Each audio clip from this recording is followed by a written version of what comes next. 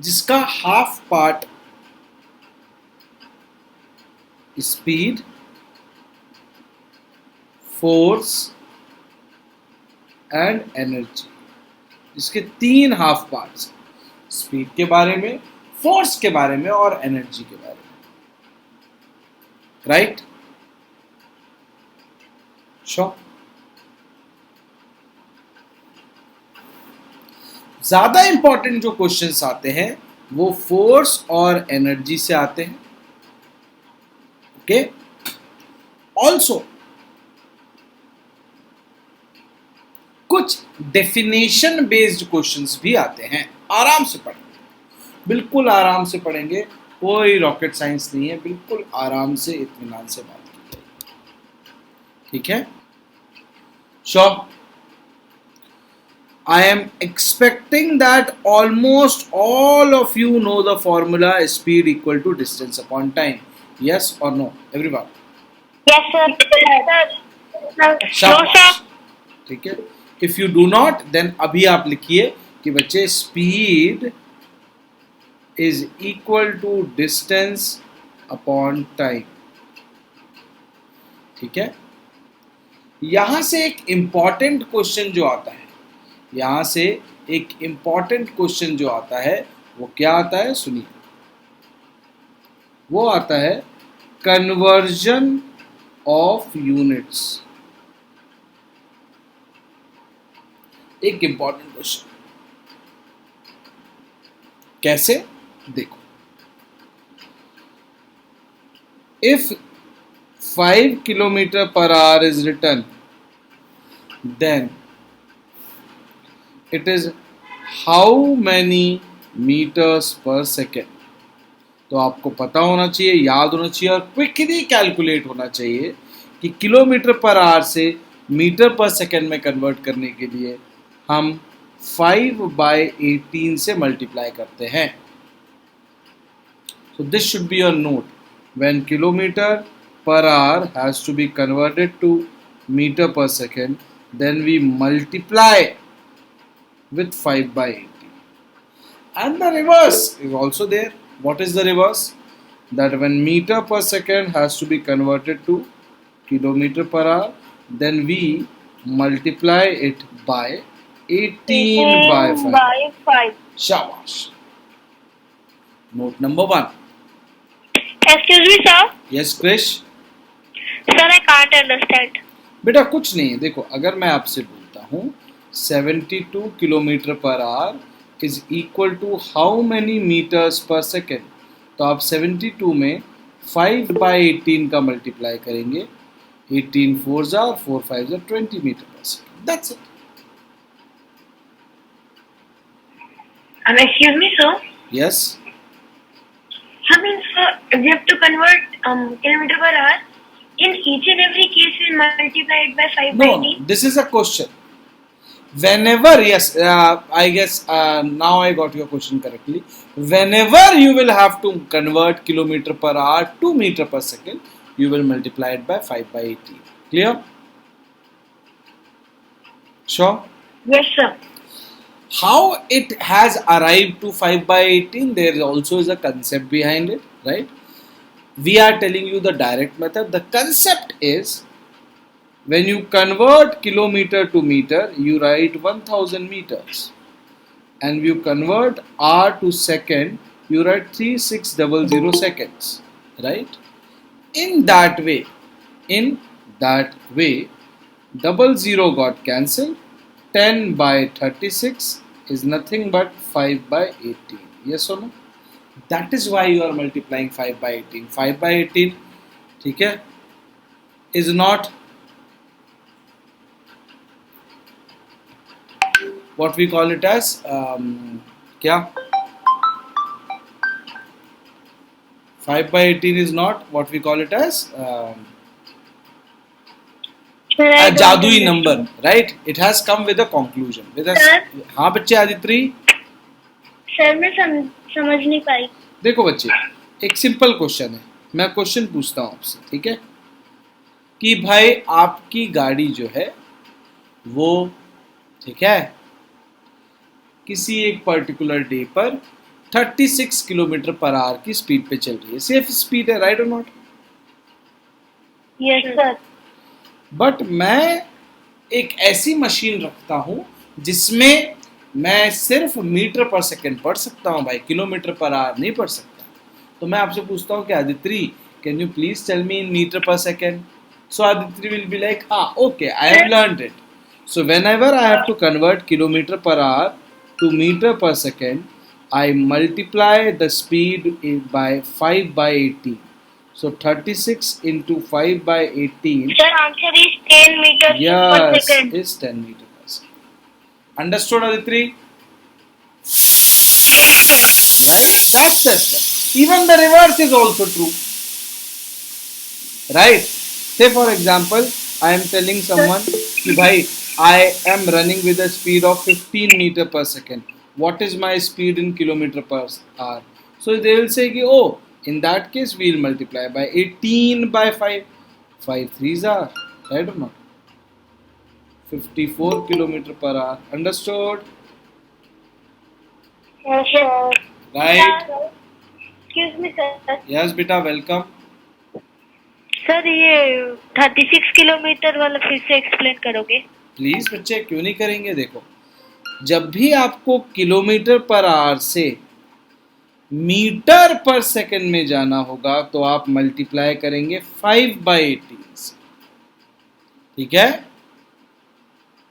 Okay sir. और जब भी आपको मीटर पर सेकंड से किलोमीटर पर आवर में जाना होगा तब आप मल्टीप्लाई करेंगे 5 बाई 18 का उल्टा 18 बाई 5 से. Clear? Yes sir. Sure? Yes sir. पक्का? Yes sir. शाबाश.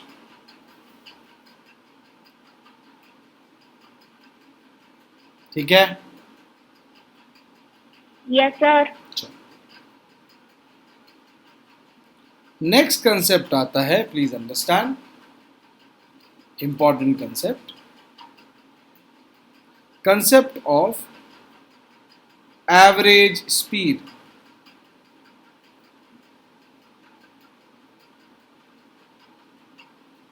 एवरेज स्पीड में बेटे 3 केसेस होते हैं. पहला case, case of equal distance. दूसरा case, case of equal time. और तीसरा केस, नो केस. मतलब ना तो आपको इक्वल डिस्टेंसेस दिख रहे हैं ना ही इक्वल टाइम दिख रहे हैं. तब क्या होगा तो सुनना. अगर आप एक यात्रा 2 टुकड़ों में कर रहे हैं, v1 and v2 velocity. Case 1, that v1 was for distance d and v2 was for another distance d. Both the distances are equal. Then this case brings to you that average velocity or speed will be 2 v1 into v2 upon v1 plus v2. This is a formula. 2 speed 1 into speed 2 upon speed 1 plus speed 2. So can you repeat this again? Yes, when a distance is traveled in such a way that the two parts have equal distances, okay, but different speeds, then the average speed is given by 2 v1 v2 upon v1 plus v2. Clear? Sir, yes, sir. Excuse me, sir. Yes, Harsh. Sir, this means 2 into V1 plus V2. 2 into v1 into v2 whole divided by v1 plus v2. Okay, sir. Like if I'll tell कि there was a journey of 50 kilometers, right? First 25 kilometers you were running at, okay, first 25 kilometers you were running at 3 meters per second. Another, what we call it as 25 kilometers you were running at 4 kilometer per second. Then what is your, sorry, 4 meter per second. what is your average speed? So your average speed, because the two distances are equal, right, 25 plus 25 is 2 3 into 4 upon 3 plus 4. Understood?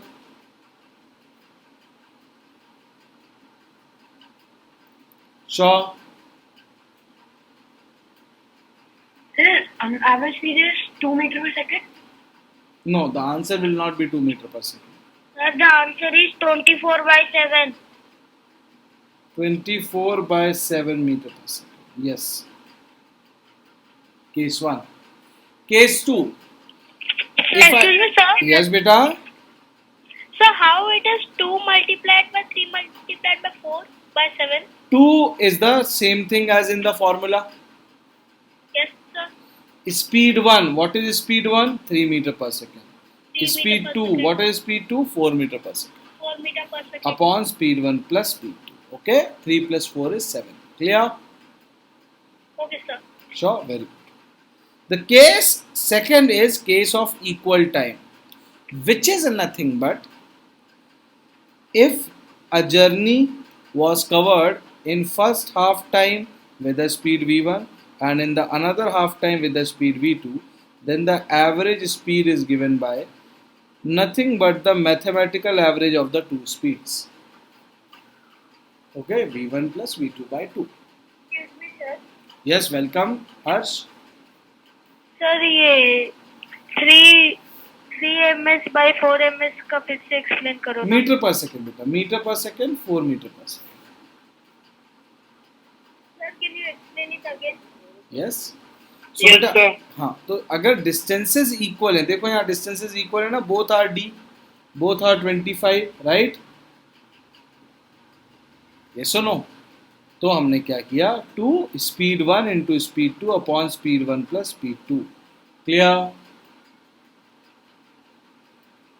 Sir here differences are different, so can you put this again please? हाँ बिल्कुल, simple.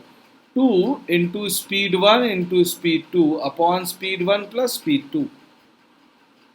2 3 4, 2 into 3 into 4, 2 3 जा 6, 6 4 जा 24 divided by 7.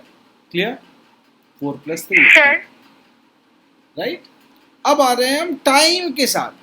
जब time equal होता है तो कुछ नहीं, मैथमेटिकल एवरेज. लाइक अगर मैं बोलूं कि अ journey of 2 hours was covered in first 1 hour with 4 meter per second, next 1 hour with 6 meter per second. So what is the average speed? Average speed is 4 plus 6 by 2. This is 10 by 2, which is 5 meter per second. Understood Sir, why? five. Because time was equal here. When distance is equal, then you go for 2 speed 1 into speed 2 whole divided by speed 1 plus speed 2.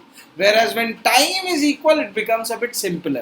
Okay, speed 1 plus speed 2 whole divided by 2. Clear? Sir, I can't understand again. No problem, no problem. देखो बेटा, आपको question दूंगा अभी मैं. Question में आपको देखना है कि whether the information given carries parts of equal distance or part of equal time. अगर equal distance है, अगर equal distance है तो आपको ऊपर वाला फॉर्मूला लगाना है, 2 speed 1 into speed 2 upon speed 1 plus speed 2. और अगर इक्वल टाइम है तो आपको कौन सा फॉर्मूला लगाना है, speed 1 plus speed 2 whole divide by 2. Clear? बस, कुछ है नहीं. इसके अलावा क्या होता है कि एक ऐसा क्वेश्चन है जिसमें ना तो आपको दिख रहा है कि टाइम इक्वल है, ना ही डिस्टेंस इक्वल है. Like if I tell you a question, a journey of 100 kilometers was done from 0 to 40 kilometers at 20 kilometer per hour, from 40 to another 60 kilometers, right or not? Sure, at a speed of 40 kilometers per hour. तो बताओ यहाँ पे क्या distance equal है? नहीं. Sir first part में 40 kilometre का distance है, सेकंड पार्ट में 60 किलोमीटर का डिस्टेंस है, उसके बाद डिस्टेंस इक्वल नहीं है। मैंने कहा ठीक है। अच्छा ये बताओ क्या यहाँ पर क्या बोलते हैं हम, टाइम इक्वल है? सर टाइम की तो यहाँ पे बात ही नहीं की है। तो अच्छा ठीक है, तो फिर एवरेज स्पीड कैसे निकालेंगे? तब एवरेज स्पीड का जनरल फॉर्मूला होता है, average speed in general is equal to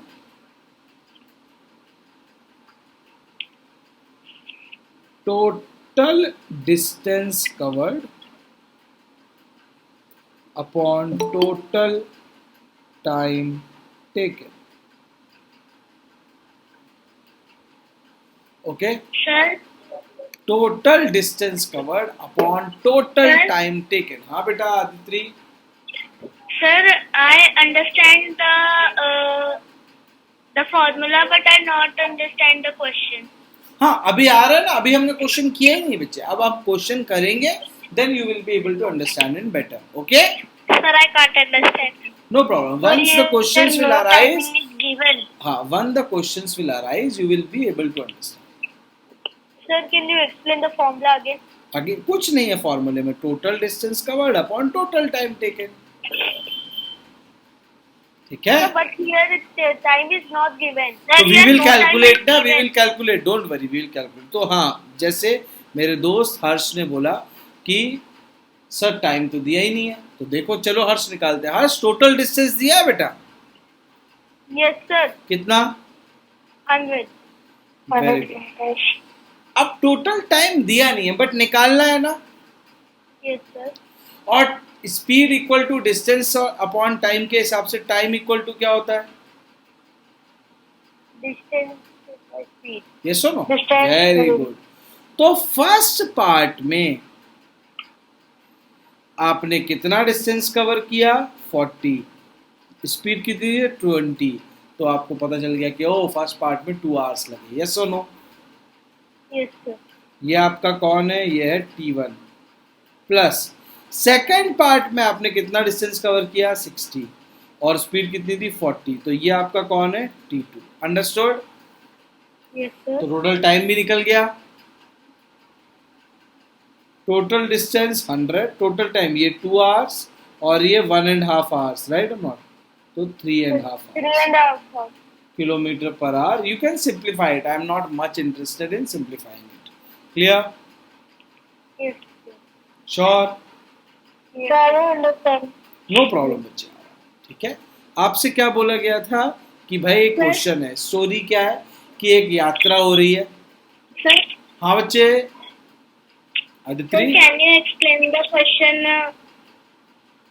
चलो लेट्स इमेजिन अनदर केस। सुनो, एक क्वेश्चन पूछता हूँ। सर हाँ okay, someone want to note it, can note it, take your time and note it. आराम से, बिल्कुल आराम से।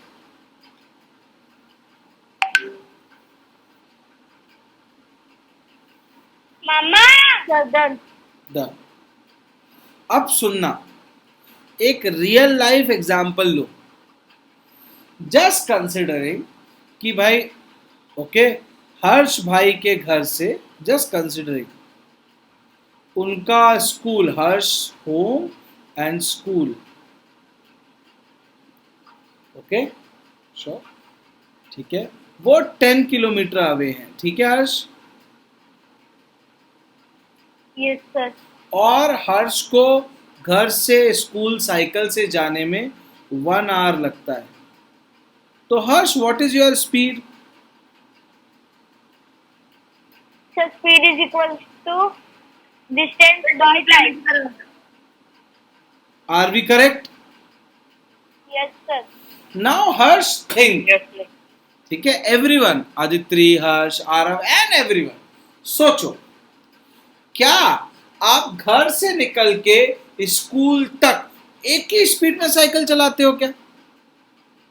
No sir. कभी ब्रेक लगाना पड़ता है, ब्रेकर आ जाता है तो, राइट और नॉट? श्योर है ना? ठीक है, कभी टर्न लेना होता है तो स्लो करना होता है, कभी अच्छा ओपन ग्राउंड हो जाता है तो थोड़ा तेज चला लेते हैं। यस और नो? राइट? तो हम कांस्टेंट स्पीड पे साइकिल नहीं चलाते, हम कोई भी यात्रा as a human constant speed पर नहीं करते। इसीलिए एक जनरल केस को समझने के लिए हमने एज अ ह्यूमन वर्ड बनाया हुआ है एवरेज स्पीड। तो ये जो 10 किलोमीटर पर आवर आ रही है ये एवरेज स्पीड है, राइट हर्ष? ठीक है, यानी एट एन एवरेज सर मुझे ना मैं 10 की स्पीड से चलाऊंगा तो मैं ठीक है, लेकिन हर्ष को भी पता है कि कभी मैं 10 की जगह 12 पे चलाता हूँ और कभी मैं 10 की जगह 6 और 5 पे ही आ जाता हूँ, राइट और नॉट? ये सुनो, ठीक है। तो एवरेज स्पीड हमने कैसे निकाली? टोटल डिस्टेंस को ऊपर लिखा, टोटल टाइम को नीचे निकाल लिखा, क्या बन गया? Average speed. Understood? Yes sir. बस ऐसे ही क्वेश्चन में वो क्या करेगा, एक रन नहीं चलाएगा। जैसे हर्ष क्या कर रहा है, घर से निकल रहा है स्कूल जा रहा है, क्वेश्चन आपको पार्ट्स में चलाता है, ठीक है? श्योर? Excuse me, sir. हाँ बच्चे, someone was saying something. Sir, could you explain the previous question? हाँ, I will surely. So So, that in the previous question, what happened? In the previous, we have done 3 stories, okay? In this story, it is given that the total journey Harsh has to do is 100 kilometers, ठीक है? So for first 40 kilometer, Harsh is traveling at 20 kilometer per hour because city traffic is there. After city traffic, Harsh is traveling at 40 kilometer per hour, right Harsh? yes, sir. So the question is like, कि यार don't tell me parts speed. You please tell me the speed overall for 100 kilometers. That's what we are doing. Are we clear? Yes, sir. How Yes, did sir. we do that? So we in the numerator have written total distance. Yes or no? Yes, Right? sir. In the denominator Yes, sir. we want total time, but time is not directly given as distance. Time has to be calculated. So we calculated 2 times. Time of the journey part 1, then time of the journey part 2. And we kept it here, solved and got our answer. Yes or no? Sir, can you write the formula? क्या बेटे? Sir, can you write the formula? हाँ, the formula is here. Total distance covered upon total time taken is called average speed. Sir, the second one, the denominator is 40. Like in time 2. Yes, It's yes. 60 by 40. Because time is distance upon speed. In second, our distance is 60 and our speed is 40. Understood? Yes, sir. Shabash. Sir? Yes. Sir, in the time 2, you have calculated the distance between 40 and 100. Yes. Okay, sir. शाबाश। चलो एक question लिखो बेटा। A journey of 150 kilometer was done as 0 to 50 kilometre के लिए speed was 25 kilometre per our, 50 to 150 kilometre के लिए the speed was and the speed was 40 kilometer per hour. What is the average speed? बिल्कुल आराम से। Sir? Yes बेटा। Sir, how to find the speed? Speed is given ना बच्चे, ये units में लिखा होता है कि 25 किलोमीटर पर आवर, राइट?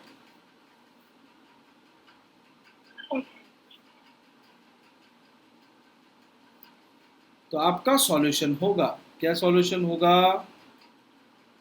कि sir average speed is total distance covered upon total time. Total distance is directly given, sir, 150 kilometers. Right or not? Total time, sir, we will have to calculate. Time for journey 1 and time for journey 2 is how much? Distance Sir, the average speed is 30 upon kilometers speed. per hour. Sir, I want to say the answer. Very good. Distance upon speed. Sir, is the answer 30 kilometers per hour? Maybe correct, beta. 150 by 6.5 kilometers per hour. 6.5 नहीं 4.5. Sir, 4.5. Sir, 4.5. Excuse me, sir. हाँ बच्चे. Sir, how the time 2 is 2.5? This one. Yes, sir. What is this distance? 100. Yes or no? Yes, sir. What is the speed? 40. 40. 100 by 40 is 0 constant. 4 2s are 8. 4 5s are 20. Understood? Yes, sir. Thank you, sir. Sir समझ में नहीं आया. तो answer आ रहा है भाई 100 by 3 kilometre per our. Which part समझ में नहीं आया? Someone said sir समझ में नहीं आया. Which part? The last second. तो लास्ट सेकंड तो कुछ है ही नहीं. इसके बाद तो आपका पार्ट है. ये इसके बाद आइडियली आपका रोल है. इसके बाद मेरा कोई रोल है ही नहीं. वो तो सिंपल मैथ्स है. Sir, हाँ बच्चे. हर्ष. sir, in the exam we have to simplify the answer.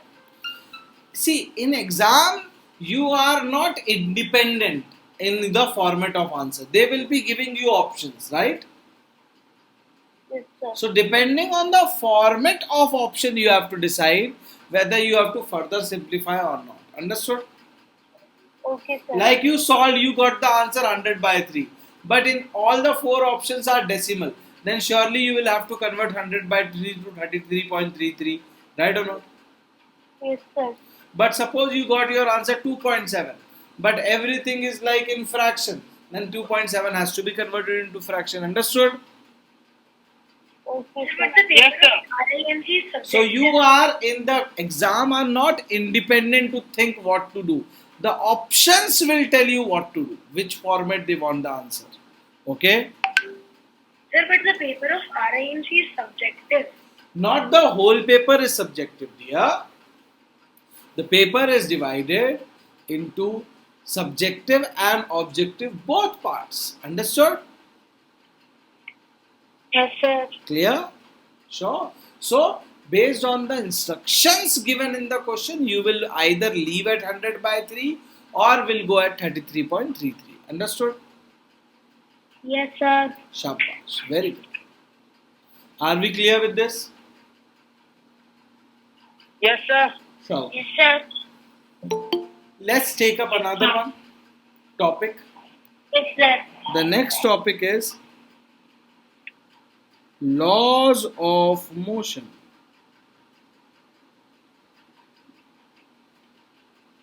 ठीक है? So there are 3 laws of motion.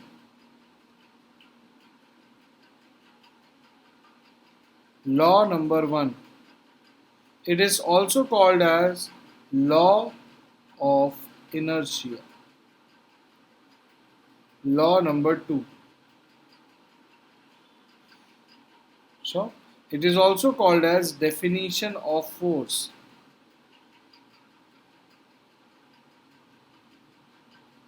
Law number 3. Sir, Yes, beta. sir, what you will write in law 1? We will, don't worry. First, we are taking and we are covering their actual names given to them. Okay? So, law number 1 is also called law of inertia. Law number 2 is called definition of force. Law number 3 is called action and reaction law. Fine? No one is going to ask you, yes, if at all. First law is something which can be asked. The proper name of first law is law of inertia.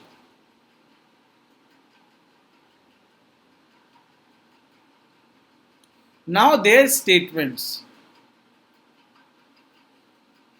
तो first law क्या कहता है, सुनो. First can law you wait कहता 1 है minute, sir? कि अगर एक फुटबॉल पड़ी हुई है तो वो पड़ी रहेगी, और अगर एक फुटबॉल रोल करके मूव कर रही है तो वो मूव करती रहेगी until and unless an external force is applied. Understood? Yes, sir. जब तक आप खुद फुटबॉल को एक्सटर्नली किक नहीं मारोगे, जब तक आप खुद एक मूविंग फुटबॉल को पैर से या हाथ से नहीं रोकोगे, तब तक वो ऑब्जेक्ट नहीं रुकेगा. क्लियर? Yes, sir. श्योर? शाबाश. Yes, sir. सेकंड. ठीक है. So, यस बच्चे. Yes, sir, sir. in the first law you said that if an object is moving, it would continue moving and going ahead until it's stopped by an external force. Yes. Sir, but if external force is also acting on it, it would stop without an external force. हाँ, so that is an external force only, na. Friction is an external force. Friction doesn't act from inside the body; it acts from outside the body. Understood? Yes, sir. So Yes, sir. good. Second law: Yes, sir. the more Yes, force Excuse me, we sir. apply, the more momentum we gain. Excuse me, sir. Yes, beta. Sir, what is momentum? हमारे वहीं आ रहे हैं. ठीक है. So this law can be stated mathematically. Force is equal to momentum upon time. Now momentum is nothing but combination of mass and velocity. Mass into velocity is called momentum. Okay. Momentum is denoted by small p. Small p. Pressure is denoted by capital P. Momentum is denoted by small p. Okay, P is for momentum. Understood? Sure. और ये जो force है बेटा is not just equal to momentum. Yes बच्चे, upon time. It is equal to change in momentum upon change in time. Clear? कितने time में कितना change हुआ. Clear? Excuse me, Someone sir. said excuse me. Yes, Krish. Sir, the second law is like when we kick the football harder, it will Go farther. It will go faster. Exactly. ठीक है. Yes, sir. ज्यादा Thank you, force sir. लगाओगे तो ज्यादा impact generate होगा. Clear? So can you repeat second part? More force we apply, more momentum we gain.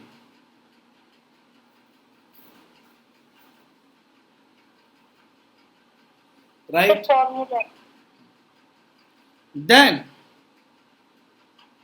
Sir, third law. Question. For every action. Sir, Yes beta. sir, can you explain live question?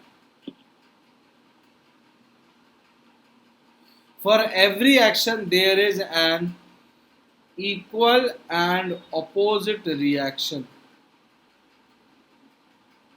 प्रत्येक क्रिया की एक प्रतिक्रिया भी होती है. For every action there is an equal and opposite reaction. Okay?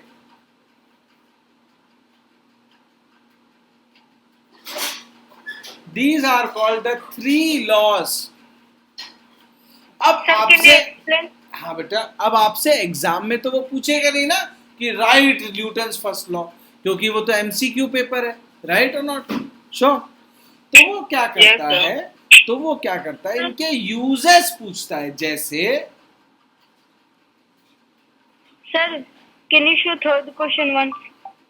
Low, for every action there is an equal and opposite reaction.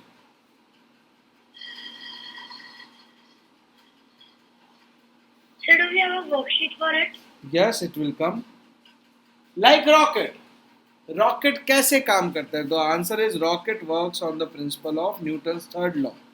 हवा से नीचे फोर्स लगता है एक्शन, रॉकेट ऊपर जाता है reaction. Understood? Yes, sir. Sure. Sir. हाँ बेटा बोलो Aditi. Sir, can you explain the second? हाँ, सेकंड लॉ देखो ध्यान से सुनना, ठीक है. ये एक पेन का कैप मेरे हाथ में रखा हुआ है, दिख रहा है? नहीं दिख रहा? चलो, ये एक स्टैम्प मेरे हाथ में रखा हुआ है बेटा, दिख रहा है? Yes, sir. अब मैं इसको देखो ध्यान से. हाँ, मैं इसको धीरे से मारूंगा तो थोड़ा सा हिला, हाँ है ना? Yes, sir. लेकिन अगर मैंने इसी को तेज मार दिया तो ज्यादा हिल जाएगा ना? तो Yes, आप sir. कम फोर्स अप्लाई करोगे तो कम मोमेंटम गेन होगा, ज्यादा फोर्स अप्लाई करोगे तो ज्यादा मोमेंटम गेन होगा. साइकिल चलाते हैं ना, हल्का सा ब्रेक लगाएंगे तो साइकिल धीरे से रुकेगी, पूरी ताकत से ब्रेक लगा दिए तो साइकिल वहीं रुक जाएगी और हो सकता है हम स्लिप होकर गिर भी जाएं. राइट और not? Sir, sliding reaction. Sure. So, what is the third law? For every action there is an equal and opposite reaction.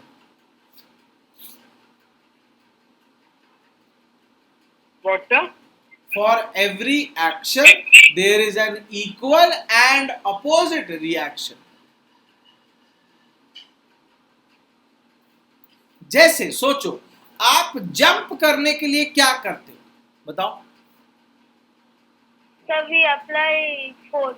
आपको एक्चुअली ऊपर जाना है, लेकिन क्या आप ऊपर फोर्स लगाते हो? नहीं, आप sir. नीचे नहीं, फोर्स sir. लगाते हो. आपका एक्शन नीचे होता है. राइट और नॉट? यू एक्ट डाउनवर्ड, उसके रिएक्शन से आप ऊपर जाते हो. अंडरस्टूड? Yes, sir. और आपको जितना ऊपर जाना होता है आप नीचे उतनी ज्यादा जोर से फोर्स लगाते हो. राइट और not? Yes, sir. Sure. So for every action there is an equal and opposite reaction. Clear? So जो how many of you know swimming? Swimming आती है? ऐसा कोई जिसको swimming नहीं आती है? Swimming सीखो. Swimming में सोचो. नहीं आती. हाँ देखो, कोई बात नहीं. ये मेरे साइड में एक वॉल है, यहाँ वॉल दिख रही है आप लोगों को? नहीं दिख रही? Yes, sir. अभी दिख रही है वॉल? हाँ है ना? Yes, sir. राइट. अगर मैं वॉल पे थोड़ा सा फोर्स लगाऊंगा तो मेरे हाथ में छोटे छोटे गड्ढे बनेंगे. राइट और नॉट? Yes, sir. लेकिन अगर मैं वॉल पे ज्यादा जोर से फोर्स लगा दूंगा तो मेरे हाथ पे बड़े बड़े गड्ढे बन जाएंगे. राइट और नॉट? Yes, sir. सो जितना मैं एक्शन लगाऊंगा उसके equal but in opposite direction मुझे रिएक्शन मिलेगा. अंडरस्टूड? Yes, sir. यस और नो? जब नाव चलाना होती है तो एक तरीका है कि स्लोली पानी को पीछे धक्का दो तो आपकी नाव स्लोली आगे जाएगी. लेकिन जब रेस करना होती है तो हम तेज तेज पानी को पीछे धक्का देते हैं तो हम तेज तेज आगे जाते हैं. राइट और not? Yes, sir. So for every action there is an equal and opposite reaction. Fine? Sure? Yes, sir. Very. ठीक है. ये है न्यूटन चाचा के 3 लॉज. एंड बच्चे इन पर बेस्ड क्वेश्चन आता है इनके एप्लीकेशन से. जैसे rocket propulsion follows which law? Answer is rocket propulsion follows Newton's third law. Okay? 4 option दिए होंगे. ठीक है? पक्का? ठीक? चलो. Yes, sir. Yes, sir. अब आता है Yes, sir. बहुत इंपॉर्टेंट टॉपिक जिसका नाम है फ्रिक्शन. तो what is friction? Friction always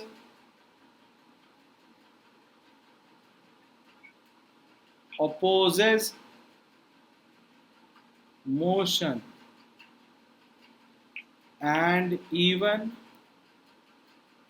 the tendency to move. Motion and even. The tendency to move. Can I add this? हाँ प्लीज. तो देखो बेटा कैसे. ये मेरे हाथ पर रखा हुआ है, हाँ है ना? कुछ और ले लूं क्या? Yes, sir.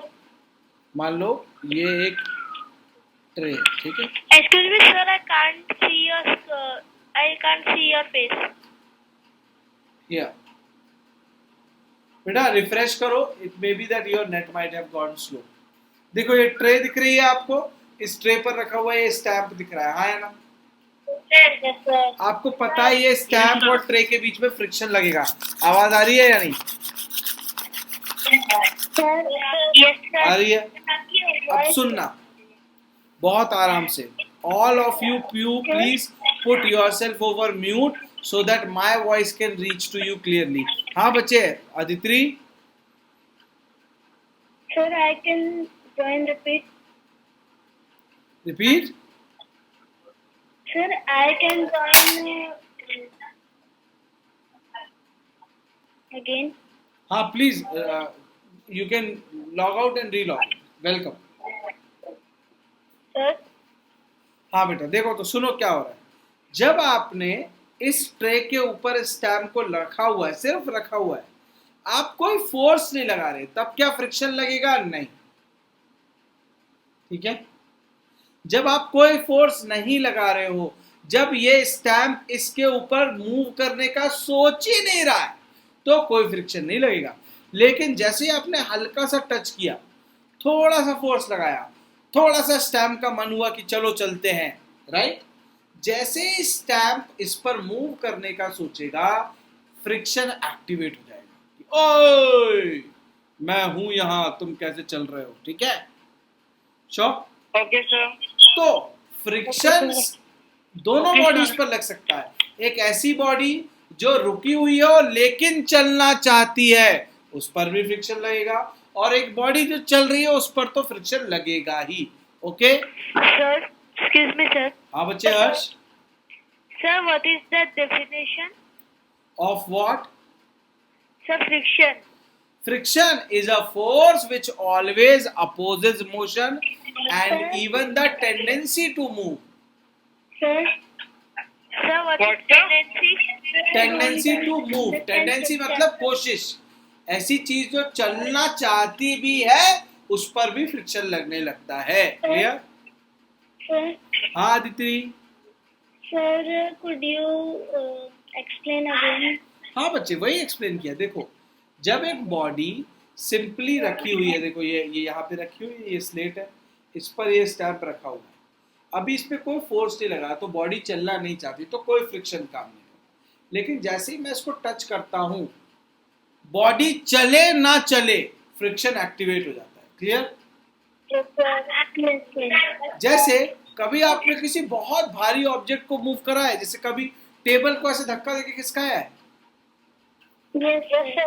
अगर Yes, आप sir. इमेजिन करो, इमेजिन कर पा रहे हो तो बताना कि आप टेबल को, सर कोशिश कर रहा था मैं धक्का देने की, हो ही नहीं रहा था, फिर एकदम से हुआ, ऐसा लगा थोड़ी देर बाद कि थोड़ा हल्का हो गया टेबल, राइट और नॉट? Yes, जब sir. टेबल मूव करने लगता है, तब आपको लगता है कि थोड़ा सा कम फोर्स लगाना पड़ रहा है उससे, जो मूव कराने के लिए लगाना था। हाँ है ना? सोच पा रहे हो, रिलेट कर पा रहे हो उससे? Sir, can I tell the why it is happening? Very good, welcome.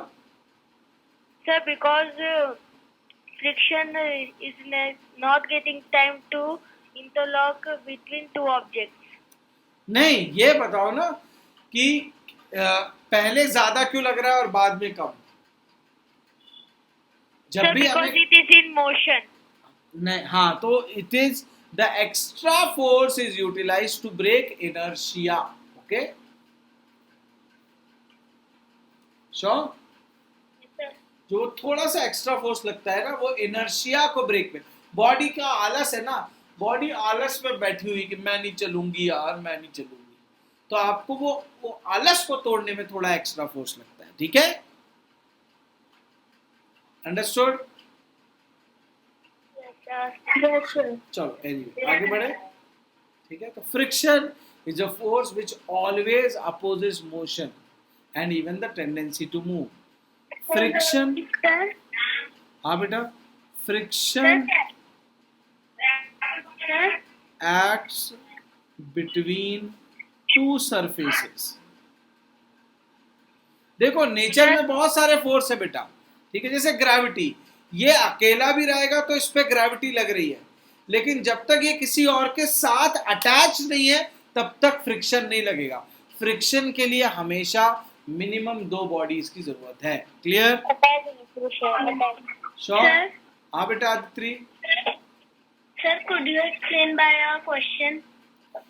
There no questions will come. These are the concepts beta. Based on these concepts question will come. Okay? Okay, sir. शाबाश, very good. तो friction के बारे में second point क्या है कि friction acts between two bodies, to surfaces, ठीक है, हमेशा बिना सरफेसेस के फ्रिक्शन एक्ट नहीं करेगा। अब जैसे आदित्य ने बोला कि सर यहाँ से क्वेश्चन कैसा आएगा, मुझे तो सर इसमें ABCD वाला कोई क्वेश्चन बनता हुआ दिख नहीं रहा, तो कैसे आता है सुनना। क्लियर? क्वेश्चन आ सकता है statement wise, which of the following two statements are correct? Only first is correct, only second is correct, both first and second are correct, both first and second are incorrect. Understood? Sure? ऐसे question आते हैं friction के topic से। Clear? Sure? Sir. शाबाश, Yes, sir. ठीक है, okay. अब इसके आगे की पढ़ाई हम लोग नेक्स्ट डेज के क्लास यानी अल्टरनेट डेज क्लास होगी ना उसमें, ठीक है? Okay sir. Sure, bye bye Yes, sir. Okay, sir. Bye, sir. Thank you, sir. Thank you, sir. Bye, sir. Yes, sir. हमें बातें Yes, sir. करनी है फोर्स से आगे, ठीक है, ओके? तो Yes, हम sir. आज बातें करेंगे फोर्स, Yes, sir. फ्रिक्शन,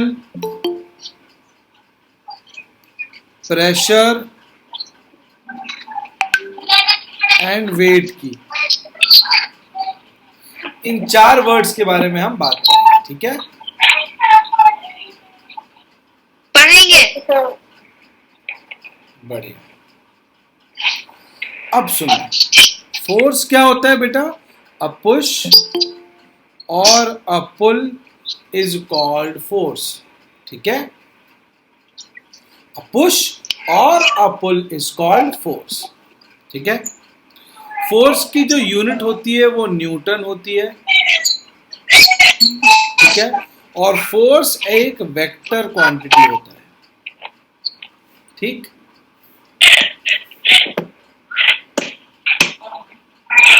आगे आते हैं फ्रिक्शन पे।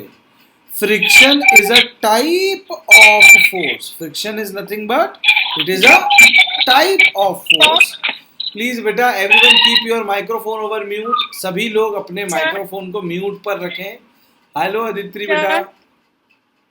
Sir, what you write after pull? पुल के बाद न्यूटन लिखा है मैंने, Newton, NEWTON, Newton. Okay, sir. Thank you. Okay, very good, very good. So friction is a type of force which opposes movement. हम लोग 2 टाइप के frictions के बारे में पढ़ते हैं। एक तो होता है नॉर्मल फ्रिक्शन और एक होता है रोलिंग फ्रिक्शन।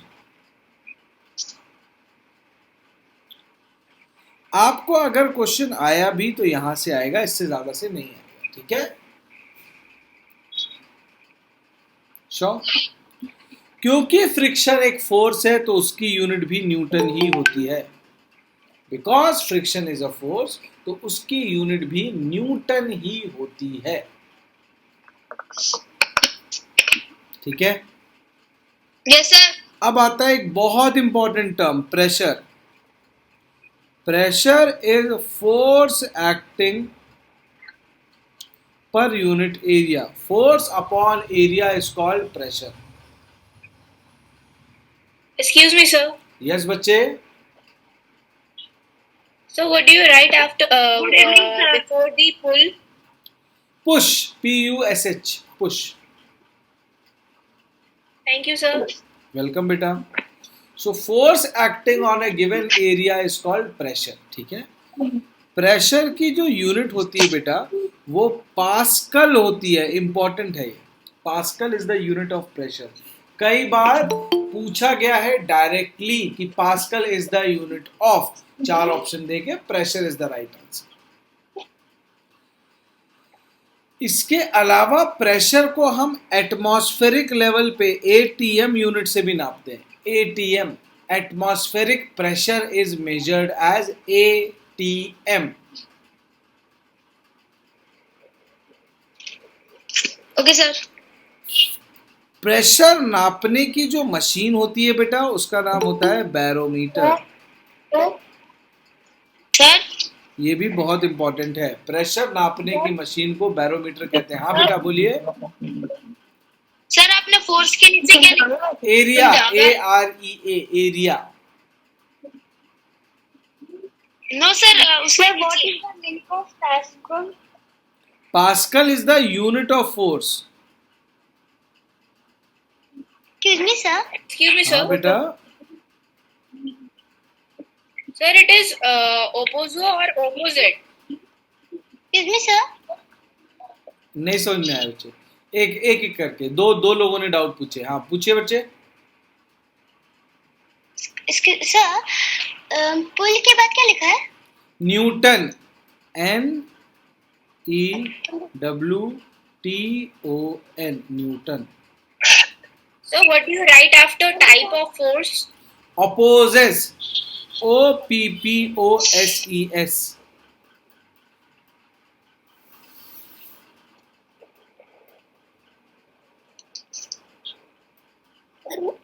सर वो न्यूटन के बाद क्या लिखा है?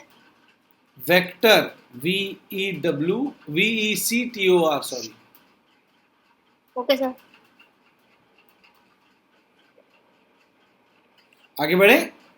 Sir can you please tell me Yes, what sir. Is the meaning of Newton? क्या बेटा? Sir what is the meaning of Newton? Newton is the unit of force. Newton force नापने की यूनिट है। Okay sir. ठीक है, very good, शाबाश। आगे बढ़े। Excuse me sir, what is the meaning of vector? हाँ वेरी गुड, हम वहां पर अभी आएंगे बेटा। चलो आपने पूछ लिया तो मैं अभी बता देता हूँ।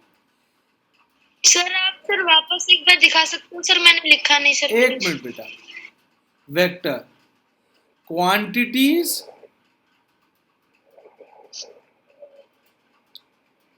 which have both magnitude and direction are called vector sir what is quantities। Magnitude? Magnitude, amount, 5, 6, 10। जैसे आप बोलते हो ना कि मुझे, जैसे आज सोचो अभी राइट नाउ मैं आपको बोलूं मूव 2 स्टेप्स, मैं आपसे क्या बोल रहा हूं? मूव 2 स्टेप्स, तो आप कंफ्यूज रहोगे। पहला वाला नहीं हुआ है। हाँ कोई बात नहीं बेटा, रुक जाओ। मूव 2 स्टेप्स, तो आप कंफ्यूज हो गई सर मैं कैसे, कहाँ जाऊं? 2 स्टेप आगे जाऊं, पीछे जाऊं, राइट जाऊं, लेफ्ट जाऊं, राइट और not? Yes, yes sir. Sir. तो मैं लिखूंगा move 2 steps toward your right hand side. तो ये हुआ डायरेक्शन और ये हुआ मैग्नीट्यूड। ठीक है, yes sir. Sure? Yes sir. तो Excuse me, sir. यस बच्चे, वेलकम। Sir, हमने राइट ही क्यों लिया? लेफ्ट भी तो ले सकते थे। हाँ कुछ भी, अप डाउन, फॉरवर्ड बैकवर्ड, कुछ भी, कुछ भी। ऐसी कोई भी वर्ड जो डायरेक्शन बताती है, that when added to a quantity makes it a vector quantity. ठीक है, Sure? Yes sir. चलो ऊपर चलते हैं। हाँ भाई लिख लो, अच्छे से लिख लो। ये इंपॉर्टेंट है भाई। Barometer is use to measure the pressure. ठीक है, प्रेशर नापने के लिए बैरोमीटर, मरकरी बैरोमीटर यूज करते हैं। सर आपने वेट के लिए कुछ लिखा है? अभी नहीं, अभी लिखना है बच्चे। किसी ने वेक्टर पूछ लिया था ना, तो हम आगे चले गए। ठीक है, सर आप Okay. वेक्टर का सर फिर से एक बार दिखा सकते हो? अभी दिखाएंगे, थोड़ी देर बाद दिख जाएगा बेटा अपने आप। सर आपने फोर्स एरिया के बाद क्या लिखा है? Pascal, PASCAL, pascal.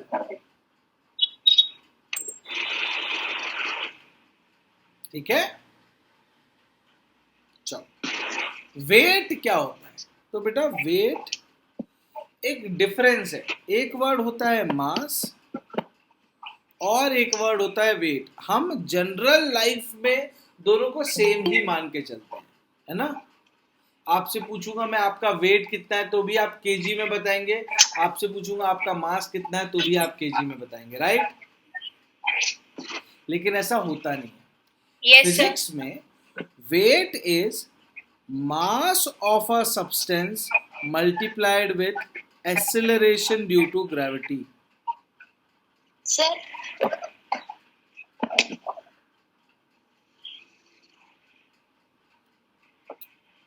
ठीक है, सर आपने मास मल्टीप्लाई बाय उसके बाद क्या लिखा है? Acceleration due to gravity.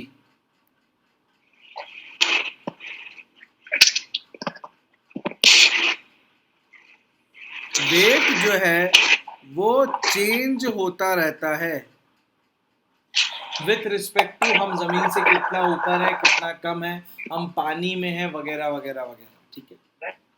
Mass change नहीं होता।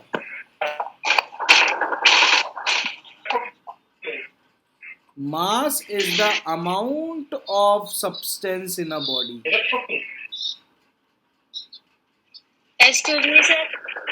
हाँ बेटा,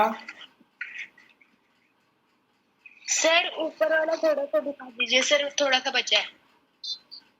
प्रेशर से पहले क्या बचा हुआ है? कुछ नहीं था प्रेशर के पहले तो।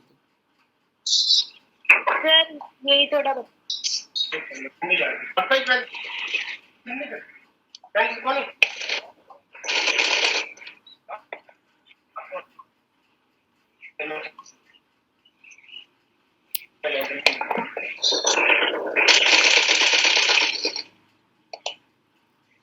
आगे बढ़े। आपने ये फ्रिक्शन के नीचे आपने क्या लिखा है? यहाँ पर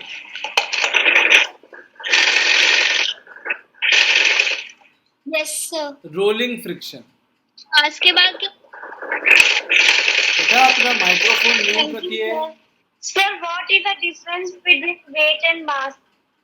हाँ वही, अभी आ रहे बेटा, देखो यहाँ लिखा हुआ है वेट जो है वो बदल सकता है कि आप जमीन से कितना दूर हो, आप पानी में हो, राइट और नॉट, आप किसी और प्लैनेट में हो तो वेट बदल जाता है, लेकिन मास बदलता नहीं है। Mass is the amount of substance in the body, ठीक है।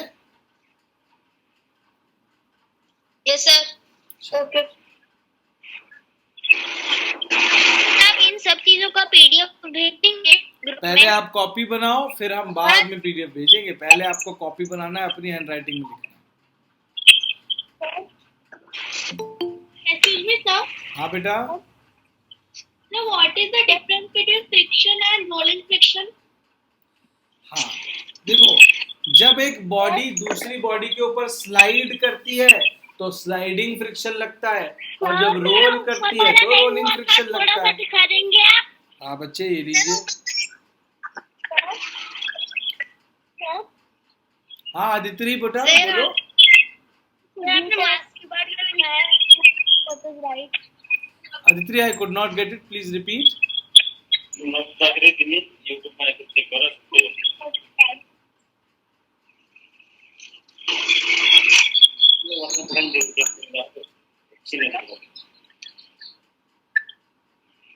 Sir, हाँ बेटा आदित्रि बोलो। right.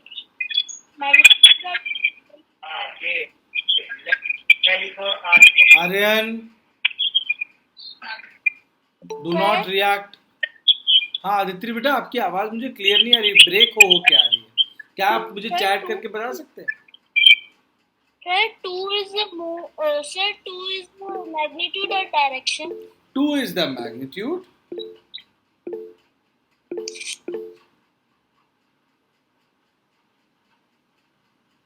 and right is Sir, the what you direction. written after mass?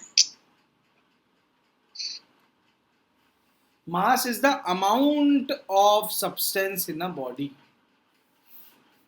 Excuse me sir. Yes, welcome. Sir आपने कहा कि डायरेक्शन में हम राइट लेफ्ट कुछ भी ले सकते हैं सर, नॉर्थ उसके ईस्ट पीछे वेस्ट कुछ साउथ। डायरेक्शन मतलब ऐसी चीज जो आपको दिशा बताए कहाँ जाना है। Right left up down north south east west, right और not?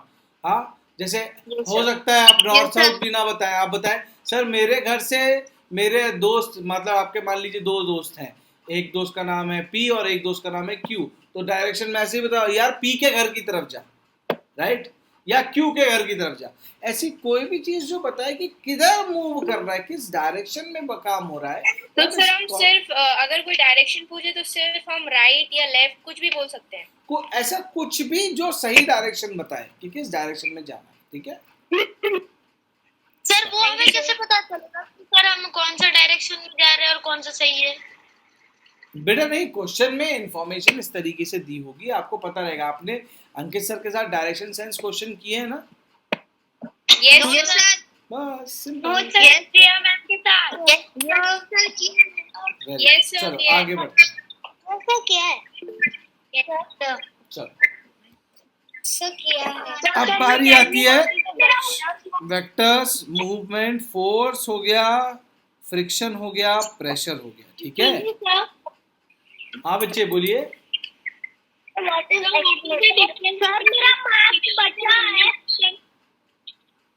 What is the difference between? Friction and rolling friction. वही, जब एक बॉडी दूसरी बॉडी के ऊपर स्लाइड करती है तो फ्रिक्शन, स्लाइडिंग फ्रिक्शन लगता है, जब रोल करती है तो रोलिंग फ्रिक्शन लगता है, सिंपल, राइट? कहाँ है Devan? Thank you sir. Good बेटा, वेरी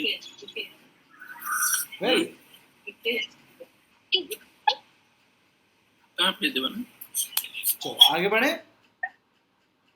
सर अभी मैं व्हाट इज एक्सेलरेशन? एक्सेलरेशन हमने कल सीखा, मतलब पिछली मुलाकात में सीखा था। एक्सेलरेशन, एक्सेलरेशन होता है कि rate of change of speed, speed कितनी तेजी से बढ़ या घट रही है उसे हम एक्सेलरेशन कहते हैं। स्पीड जल्दी जल्दी बढ़ रही है, ज्यादा एक्सेलरेशन है। स्पीड नहीं बढ़ रही है, जीरो एक्सेलरेशन है। हाँ बेटा बोलिए। सर आपने एक्सेलरेशन के बाद लिखा है acceleration rate, RAT, rate of change of speed, factor का क्या लिखा था? quantities which have both magnitude and direction. Sir acceleration की स्पेलिंग क्या है? सर आपने एक्सेलरेशन के बाद क्या लिखा है? Excuse me sir. हाँ बच्चे, what is after rate of? Sir आपने पिछली क्लास में हमें ऑनलाइन क्लासेस में translation from English to maths सिखाया था sir. Rate of change of speed, एक एक करके बेटा, एक एक करके सारे लोग एक साथ पूछेंगे, मुझे कुछ समझ में नहीं आया। सर आपने एक्सेलरेशन के बाद क्या लिखा है? Rate of, RATE, rate of change. चलो मैं मेरी गलती मेरी है, मैं हैंडराइटिंग काफी बड़े बच्चों के हिसाब से लिख रहा हूँ, मुझे छोटे बच्चों के हिसाब से लिखना चाहिए। RATE, rate of change of speed is called acceleration. Sir done.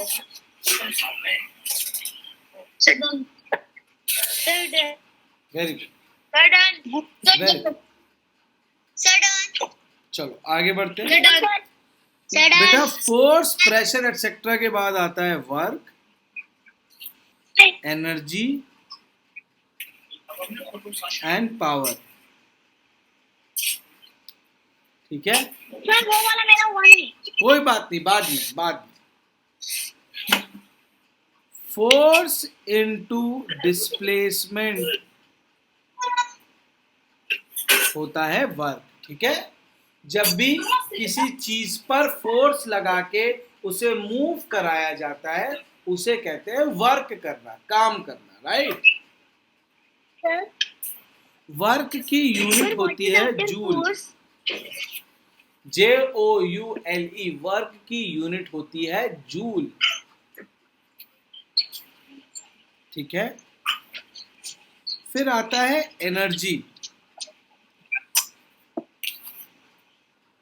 Ability to do work is called energy. काम करने की कैपेबिलिटी ही तो एनर्जी होती है। आप में एनर्जी नहीं होगी तो आप काम नहीं कर पाएंगे, आप में एनर्जी होगी तो आप काम कर पाएंगे, राइट और नॉट? इसकी भी यूनिट जूल ही होती है, इसकी भी यूनिट जूल ही होती है, रिमेंबर दिस। ठीक है। हाँ, हमारे पास डिफरेंट टाइप्स ऑफ एनर्जीज हैं, जैसे काइनेटिक एनर्जी। बेटा कोई भी एनर्जी होगी सबकी यूनिट जूल ही होगी। कोई भी एनर्जी होगी, सभी एनर्जीज की जो यूनिट होती है वो जूल ही होगी। ठीक है, sure? Sir, excuse me, sir. हाँ बच्चे, welcome. So, what is the difference between linear equation and translation to English to maths? बेटा ये तो एक मैथ्स का टॉपिक है पुराना, आप यहाँ पे पूछ रहे हैं, ठीक है, बता देते हैं। डिफरेंस नहीं होता है। हम जो एक टॉपिक है, एक लर्निंग है, वो ये है कि जब भी आपको कोई एक वर्ड प्रॉब्लम दिया जाता है वो इंग्लिश में लिखा रहता है, लेकिन जब उसको आपको मैथमेटिकली सॉल्व करना है तो उसको आपको इक्वेशन में कन्वर्ट करना पड़ेगा ना, सिंपल। Yes, तो sir.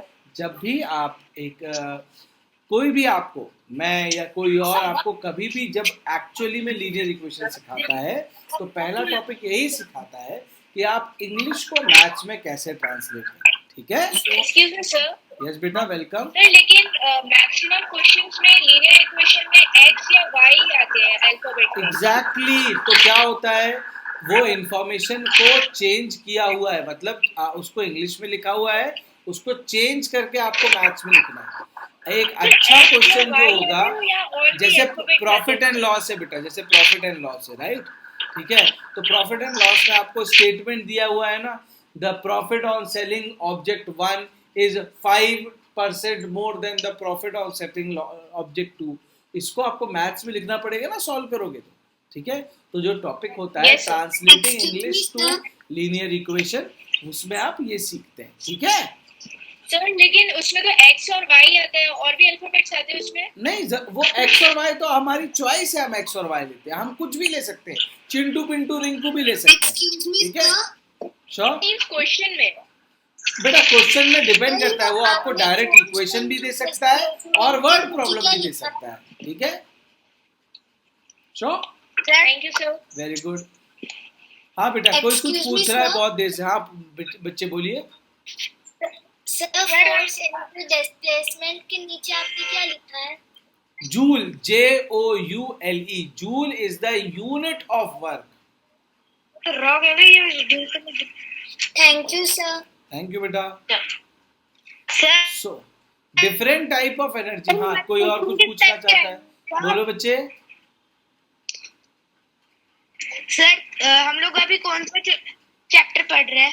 हम लोग बच्चे साइंस में फिजिक्स का पार्ट पढ़ रहे हैं, मैकेनिक्स। ठीक है सर, ये जनरल साइंस है ना? हाँ, जनरल साइंस ही तो आता है आपको। ठीक है, 11th 9th और 10th और 11th और 12th में आपको स्पेसिफिक होता है, राइट? वो नहीं आता है। ठीक है,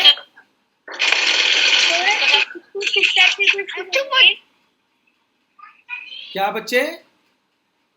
सर, इसके किस टाइप के क्वेश्चन आएंगे? वो हम आपको बता देंगे, डोंट वरी। ठीक है, करके रखो। चलो।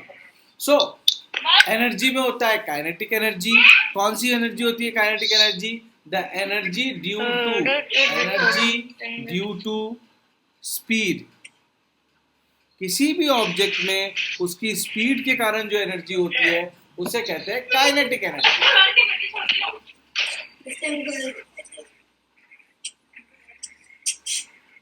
ठीक है, किसी भी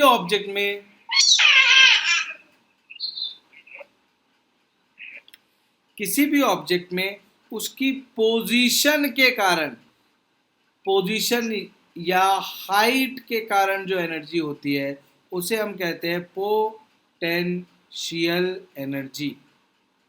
ठीक है, यहाँ एनर्जी वर्ड लिखा हुआ है, लिख लीजिएगा, ठीक है। किसी भी बॉडी में उसके टेम्परेचर के कारण जो एनर्जी होती है,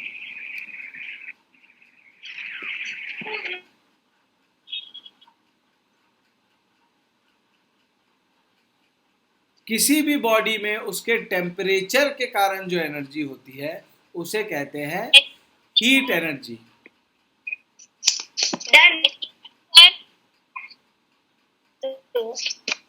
सर आपने पोटेंशियल के बाद क्या लिखा है?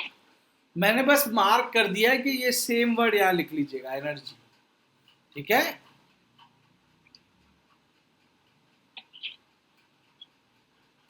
श्योर? किसी भी बॉडी में उसके टेम्परेचर के कारण जो एनर्जी होती है उसे कहते हैं हीट एनर्जी, ठीक है। सर आपने टेम्परेचर की स्पेलिंग क्या लिखी है? टेम्परेचर की जो स्पेलिंग होती है वही लिखी है बेटा, TEMPERATURE। सर मुझे समझ में नहीं आया। बॉडी में टेम्परेचर के कारण जो एनर्जी होती है उसे हीट एनर्जी कहते हैं, राइट। किसी भी बॉडी में उसकी ब्राइटनेस के Excuse me, कारण sir. जो एनर्जी होती है, एक मिनट बेटा, उसे हम लाइट एनर्जी कहते हैं। हाँ बच्चे प्लीज बोलिए। सर टेम्परेचर हीट ही होती है या कोल्ड भी होती है? बेटा हीट एंड कोल्ड, कोल्ड कुछ नहीं होता है, कम हीट को कोल्ड कहते हैं, कोल्ड कुछ नहीं होता, कोल्ड एग्जिस्ट नहीं करता, ठीक है। हीट एनर्जी का रिलेशन टेम्परेचर से है। टेम्परेचर का ज्यादा होना इज हाई हीट, टेम्परेचर का कम होना इज लो हीट, जिसे हम कोल्ड भी कहते हैं, ठीक है। श्योर? कोल्ड कुछ होता नहीं है, ठीक है। Okay sir. Sure? Light, brightness, light के बाद क्या लिखना है? Brightness, BRIGHT, brightness, light is brightness, ठीक है।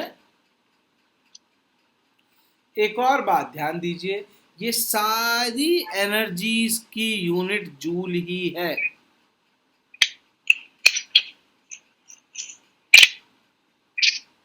किसी भी प्रकार की एनर्जी होगी उसकी यूनिट जूल ही होगी,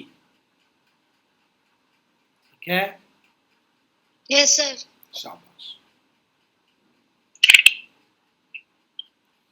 अब जब हमने हीट की बात की है तो हम थोड़ी सी बात कर लेते हैं दो इंपॉर्टेंट पॉइंट्स। सर मेरा ऊपर वाला नहीं हुआ था, कोई तो बात आप नहीं बेटा, दिखा लो, अब सकते हैं? हाँ बिल्कुल, ये लो। सर हीट एंड लाइट से ये दोनों टेम्परेचर से बॉडी नहीं होते हैं। नहीं, बॉडी जरूरी नहीं है, किसी भी ऑब्जेक्ट का हो सकता है, किसी भी पार्टिकल का हो सकता है, किसी भी प्लैनेट का हो सकता है, किसी भी पानी, सॉलिड, लिक्विड, गैस, किसी में भी टेम्परेचर हो सकता है। उसका जो टेम्परेचर है उससे एसोसिएटेड जो एनर्जी होती है उसे हम हीट एनर्जी कहते हैं, ठीक है। Excuse me sir. वेलकम बेटे। सर आपकी वॉइस अटक अटक के आ रही है। अच्छा बच्चे, एक बार फिर से लॉग आउट करके लॉग इन कर लीजिए तो आपको क्लैरिटी मिल जाएगी, ठीक है बच्चे, ठीक है। चलो आगे बढ़े। अब चेंज ऑफ स्टेट बहुत इंपॉर्टेंट पॉइंट है, ये चेंज ऑफ स्टेट बहुत ज्यादा इंपॉर्टेंट, तो सुनते जाना, इनके नाम इंपॉर्टेंट हैं, नाम बहुत इंपॉर्टेंट है, ठीक है।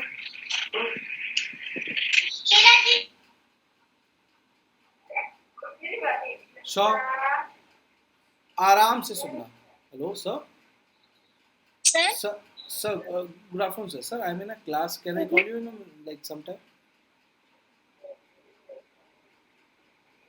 Okay sir, I'll just check and revert sir. Right sir. No problem sir. Right sir. Sir आपने ऑफ के बाद में क्या लिखा है? हाँ, change of state, STATE, state. Sir हाँ बेटा। सर आप एक मिनट के लिए ऊपर वाला दिखा सकते हैं, मेरा हुआ नहीं है। ओके बेटे, ये लीजिए।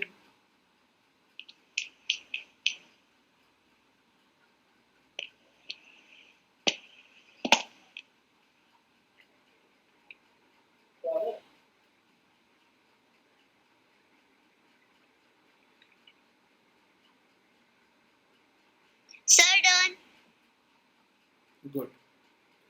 चेंज ऑफ स्टेट Excuse बहुत me, sir. इंपॉर्टेंट है, सुनना। जब भी एक ऑब्जेक्ट सॉलिड में है, जब भी एक ऑब्जेक्ट क्या है, सॉलिड, तो सॉलिड से वो लिक्विड में जा सकता है।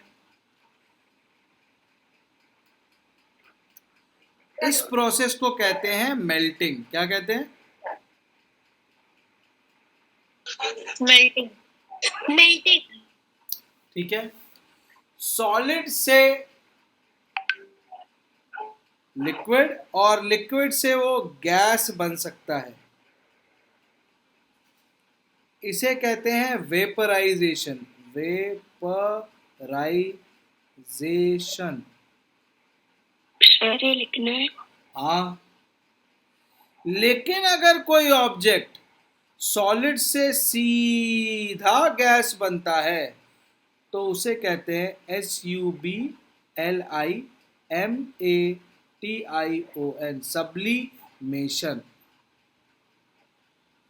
बहुत इंपॉर्टेंट है, और ये सब्लिमेशन इज वेरी इंपॉर्टेंट। अगर कोई ऑब्जेक्ट सॉलिड से सीधा गैस बनता है तो उसे कहते हैं सब्लिमेशन। Excuse me, sir. हाँ बेटा। सर ये वाटर साइकिल जैसा ही नहीं दिखता?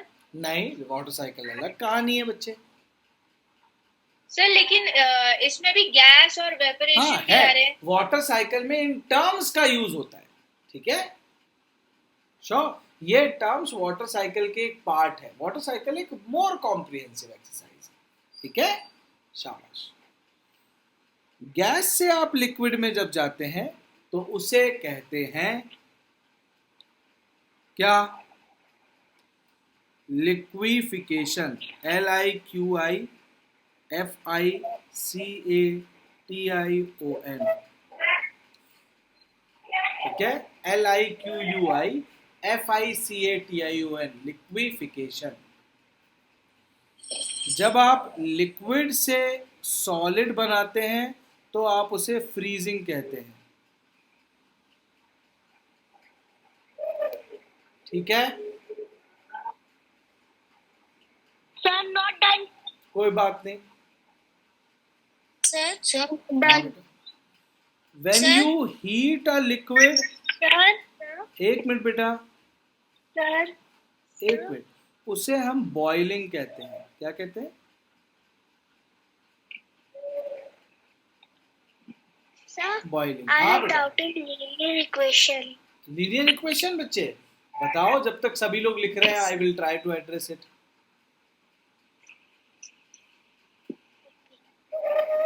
शेयर।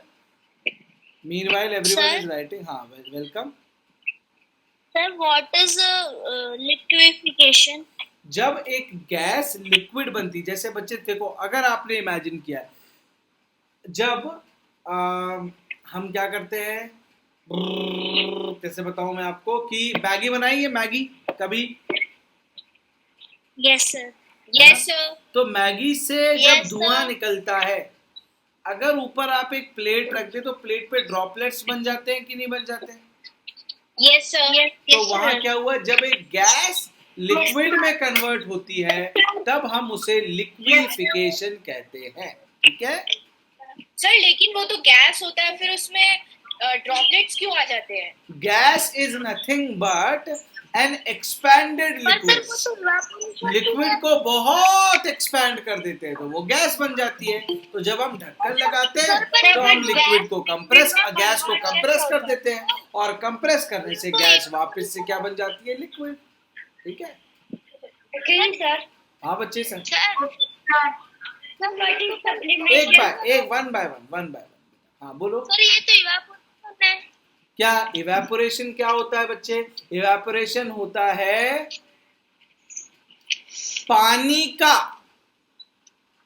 भाप में कन्वर्ट होना in open environment is called evaporation, right. Sir Evaporation is one of the forms of vaporization, ठीक है। Sir sure. इवेपोरेशन में लिक्विड गैस में कन्वर्ट होता है, लिक्विफिकेशन में गैस लिक्विड में कन्वर्ट होती है। हाँ बच्चे प्लीज बोलिए। सर सर सब्लिमेशन क्या होता है? जब कपूर होता है ना बेटा, कैम्फर, कपूर देखा, अभी नवरात्रि चल रहे, सभी लोग पूजा वगैरह करते हैं, यस सर। तो कपूर Yes, को sir. अगर आप ओपन स्पेस पे छोड़ दो वो Yes, धीरे धीरे sir. कम हो जाएगा। तो देर आर, जैसे फिनोफ्थलीन बॉल का मम्मी यूज करती है अलमीरा में, राइट? तो क्या होता है, फिनोफ्थलीन बॉल लिक्विड नहीं बनती, वो सॉलिड से सीधे गैस बन के उड़ जाती है, राइट? तो कुछ ऐसे मटेरियल होते हैं जो सॉलिड से सीधा गैस बन जाते हैं विदाउट लिक्विड, जैसे बर्फ होती है, बर्फ सब्लिमेशन नहीं करती। आप बर्फ रखोगे सॉलिड, वो पहले लिक्विड बनेगी, फिर और गर्म करोगे तो स्टीम बन के उड़ जाएगी, राइट? वो तीनों फेज में होती है। लेकिन कुछ मटेरियल होते हैं जो सॉलिड से सीधा गैस बन जाते हैं, वो कहलाती है प्रोसेस सब्लिमेशन, ठीक है? Excuse me sir. Very good, शाबाश। सर वो सॉलिड से लिक्विड बनते कैसे है? तो वो उनकी प्रॉपर्टी होती है ना, वो इतने वॉलेटाइल होते हैं कि वो हवा के संपर्क में आते से अपने आप फट से गैस बन जाते हैं, लिक्विड स्टेट नहीं आ पाता उनका, ठीक है? Very good. उस वर्ड को कहते हैं वॉलेटाइल होना, VOLATIL। अच्छी गैस कैसे बनती? वॉलेटाइल, हाँ क्या? कोई कुछ और भी पूछा बेटा बीच में, मैं बता नहीं पाया। सर ये प्रोसेस आप फिर से समझाओगे? क्या क्या बेटा? सर ये प्रोसेस आप फिर से समझाओगे? कौन सी प्रोसेस बच्चे बताओ? सर जो भी आपने बताया वो कुछ भी समझ में नहीं आया सर। नहीं, कुछ मटेरियल, वो सब्लिमेशन के बारे में अनादि ने पूछा कि सर सब्लिमेशन क्या होता है, तो मैंने बताया कुछ ऐसे मटेरियल होते हैं जो, देखो जैसे एक बर्फ एक मटेरियल है, आइस एक मटेरियल है, आइस इज सॉलिड। अगर हम आइस को हीट करेंगे तो वो पानी में बनेगी लिक्विड, और हीट करेंगे तो वेपर बन के उड़ जाएगी गैस, राइट? तो आइस ने सॉलिड से गैस तक का सफर तय किया, सॉलिड से लिक्विड बन के और लिक्विड से गैस बन के, राइट? बट कुछ मटेरियल ऐसे होते हैं जैसे कि कैम्फर, कपूर, ठीक है, तो या नेफ्थलीन बॉल्स, राइट और नॉट, जो सीधा सॉलिड से गैस में कन्वर्ट हो जाते हैं, ठीक है? उन मटेरियल्स को सर लेकिन लेकिन आपने यहाँ लिखा है कि लिक्विड, हीट लिक्विड, और बॉक्स में लिखा है आपने बॉइलिंग। सर इसमें कंफ्यूजन हो रहा है कि आपने हीट लिक्विड बोला है या बॉइलिंग लिक्विड को? लिक्विड को हीट करना कहलाता है boiling. Heating a liquid is called boiling, ये लिखा हुआ है, हीट, HEAT, हीट,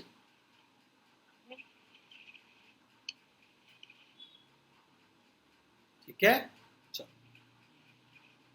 शाबाश दोस्त। हाँ, दीपाली पाटिल या कोई और जो भी बच्चे ये रिएक्शन ले रहे हो, मतलब क्या होता है? ये रिकॉर्ड हो रहा है। वॉलेटाइल मतलब वही ऐसे मटेरियल्स जो इजीली सॉलिड से गैस में कन्वर्ट डायरेक्टली हो जाते हैं, और कॉल्ड वॉलेटाइल मटेरियल्स, ठीक है? सर मुझे Also, कुछ समझ में नहीं आया। कोई बात नहीं बच्चे, कोई बात, इसमें कुछ समझने वाली बात है भी नहीं, ये सारी याद रखने वाली बात है। यहाँ 2 + 2 = 4 नहीं है, ये याद रखने वाली बात है, डेफिनेशन है। जैसे अगर मैं आपको बोलूं आज से आपका नाम परमवीर है, तो इसमें कोई समझने वाली बात नहीं है, याद रखना कि हाँ भाई आज से मेरा नाम परमवीर है, राइट और नॉट? श्योर। तो ये याद रखने वाली बात है, ठीक है? जिस लेवल का साइंस आपको एंट्रेंस में आएगा वो कंसेप्ट बेस्ड नहीं होगा, वो मेमोरी बेस्ड होगा। बहुत सारी बातें याद रखी जाएंगी, तब वो साइंस का पेपर आपके लिए इजी बनेगा, ठीक है? ठीक है, चलो। तो ये क्या हो गया? चेंज ऑफ स्टेट बहुत इंपॉर्टेंट है बच्चे, यहां से गारंटीड क्वेश्चन आएगा, इट्स वेरी वेरी इंपॉर्टेंट, ठीक है? बहुत इंपॉर्टेंट है, यहां से क्वेश्चन आएगा ही, ठीक है? सर वॉलेटाइल सर कैसे क्वेश्चन आएंगे आप बता दोगे ना? हाँ बिल्कुल, आपको सैंपल क्वेश्चन शेयर किए जाएंगे। क्वेश्चन स्ट्रेट फॉरवर्ड यही होते हैं कि what is the name of the process when a solid directly gets converted to gas? तो उसमें 4 ऑप्शन होंगे, उसमें से एक ऑप्शन होगा सब्लिमेशन, राइट? शाबाश। Excuse me, sir. हाँ बच्चे, Excuse me, sir. हाँ एक एक Excuse करके me, पूछो, sir. एक एक करके पूछो बेटा। Excuse me, sir. Welcome. Excuse me, sir. Sir, what is the meaning of freezing? What is the meaning of heating? Heating यानी गर्म करना, Sir, freezing. फ्रीजिंग ठंडा करना। जब आप एक लिक्विड को फ्रीजर में रख के उसे इतना ठंडा करते हो कि वो सॉलिड बन जाए, इस प्रोसेस को हम फ्रीजिंग कहते हैं, ठीक है। सर आपने सब्लिमेशन मतलब क्या बताया था? सब्लिमेशन मतलब एक कोई सॉलिड डायरेक्टली गैस में कन्वर्ट हो जाए, उसे सब्लिमेशन कहते हैं। सर वो तो Okay, volatile sir. होता है ना? उस Sir, मुझे volatile बेटा मत- प्रोसेस का नाम सब्लिमेशन Excuse me, है, sir. मटेरियल का नाम वोलेटाइल है, ठीक है। सर वाटर को भी तो हम फ्रीजिंग कर सकते हैं ना? Water is a normal liquid बेटा, वाटर तीनों स्टेट में प्रेजेंट रह सकता है, ठीक है। चलो, तो ये Excuse था me, sir. आज का पार्ट बेटा। हाँ बच्चे बोलिए। सर मैंने सुनी हो कि हमारे अंदर जो बॉडी में टेम्परेचर बहुत गर्म होता है तो हमें ठंडा पानी नहीं पीना चाहिए, क्यों? हमें ठंडा पानी नहीं पीना चाहिए, depends on individual to individual and plus आप कितना ठंडा पानी पी रहे हैं, सिंपल, ठीक है। श्योर। जैसे आप बहुत ज्यादा एकदम बर्फ को तुरंत पिघला के पी रहे हैं तो वो रिकमेंडेड नहीं होता है। क्यों नहीं होता? उसके कारण है। सोचो आपकी बॉडी किसी एक्स टेम्परेचर पे है और आपने बहुत कम टेम्परेचर वाली चीज डाली तो अंदर से बॉडी का टेम्परेचर हिल जाएगा ना, राइट। तो बॉडी को क्विक एक्शंस लेने पड़ेंगे, तो अवॉइड करना चाहिए बॉडी को एकदम तहलका मचाना बॉडी, ठीक है। सर, ना ही मैंने बहुत सब जगह गर्म भी- पानी पीना चाहिए, ना ही बहुत ठंडा पानी पीना चाहिए। रूम टेम्परेचर पे please always drink water at room temperature, ठीक है। बस, thank you very much guys, ये आज के लिए था। अब हम बात करेंगे डे आफ्टर टुमारो, ठीक है। Bye bye.